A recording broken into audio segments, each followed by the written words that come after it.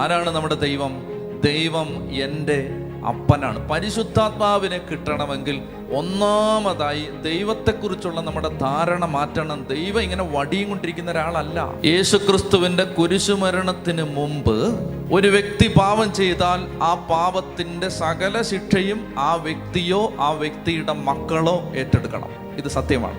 എന്നാൽ യേശുവിൻ്റെ കുരിശുമരണത്തിന് ശേഷം നിങ്ങൾ മനസ്സിലാക്കിയിരിക്കണം, യേശുവിൻ്റെ കുരിശുമരണത്തിന് ശേഷം ആ കുരിശുമരണത്തിൻ്റെ യോഗ്യതയിൽ വിശ്വസിക്കുന്ന ഒരു വ്യക്തിയുടെ മേലും പാപത്തിൻ്റെ ശിക്ഷ ഇല്ല.